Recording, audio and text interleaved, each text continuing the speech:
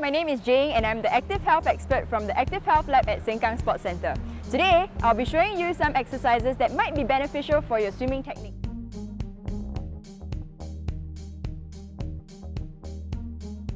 Alright, getting into position for your Streamline Squat. We'll kick off from the top, keeping your arms nice and tight close to your ears for a good streamline and sleek position.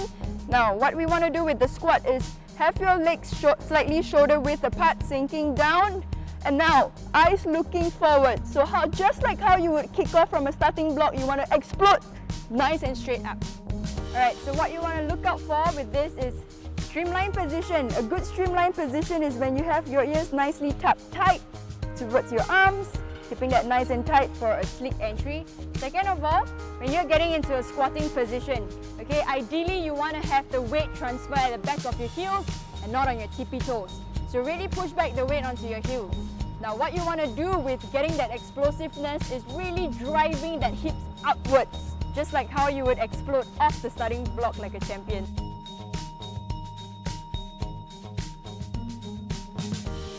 When executing this exercise, there are 3 areas to look out for. First, we'll kick off with our shoulders. When leveling up your arms, ensure that it's at shoulder level. Hold there for a 2-second pause before coming back to center.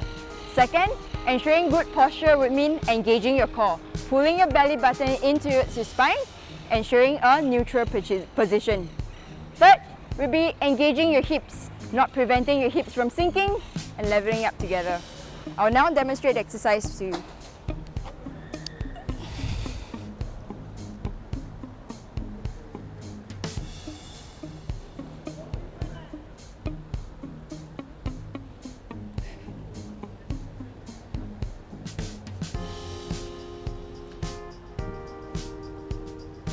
If you're looking to take this exercise up one notch, you can introduce resistance by filling up your water bottle and using it as resistance. I'll demonstrate it for you now.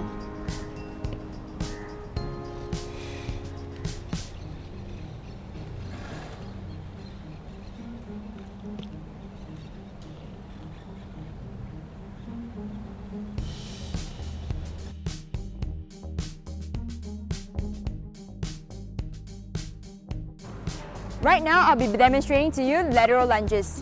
This exercise is particularly beneficial for breaststroke.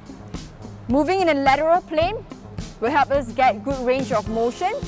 Number 2, doing it for 30 seconds, that's going to help with conditioning your glutes. Combine both of that, that's really going to help you achieve your whip-like action as you do your breaststroke. Okay, let me get into position. So what you want to do is widen out your legs.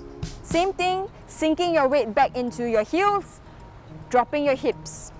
Okay, what you want to do is slide from one side to the other. So feel the weight transfer bounce.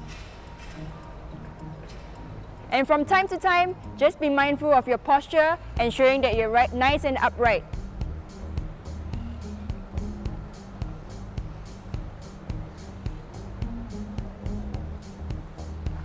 To ensure that you're doing this exercise correctly, just remember that when you're in lunging position, your heels will be the ones bearing the weight and not on your tippy toes. And over time, just pay attention to your posture. You don't want to be leaning too forward.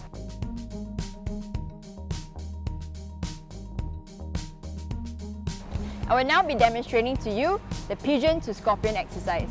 This is a full body mobility exercise. Number 1, let's kick off with the Pigeon pose. The pigeon position requires us to open up our hips, and this can in turn help us with our range of motion. Second, scorpion. Getting into a stable scorpion position requires us to have strong, stable shoulders. Next, initiating a fluid trunk rotation would also help us cut through the water seamlessly as we do our freestyle and backstroke. Lastly, swinging your legs back in a nice and slow, controlled movement will require us to peel open our hip, helping us with our hip mobility. Getting into pigeon position, firstly, 1 foot forward, hips nice and squared. What you want to do is think of yourself like an arrow ready to be shot out from a bow. Okay, position yourself nice and tall, not leaning forward. When you're ready to transition into scorpion, put your arms forward, kick your legs back into a high pike position. Now swing your legs back in a nice and controlled movement, still stabilizing your posture.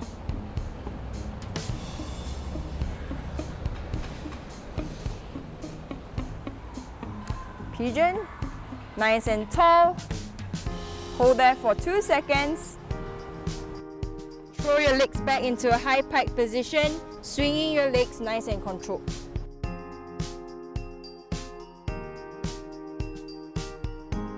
To ensure that we're doing the scorpion position correctly, what you want to do is, firstly, get into that beautiful, stable, high pike position by engaging your shoulders, sinking the weight through your hands into the ground. Ideally, you shouldn't be feeling any forms of pain at your wrists. Second, to initiate a fluid trunk rotation will require us to engage our core. So same thing, pulling your belly button towards your spine.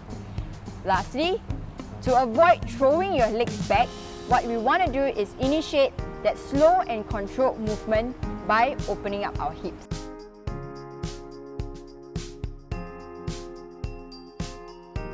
Shoulder pain or shoulder injury can be quite prevalent amongst swimmers. Let us explore this kneeling wall slide exercise that really focuses a lot on your shoulder external and internal rotation. This can help prevent injury in the long run. Let's demonstrate this to you.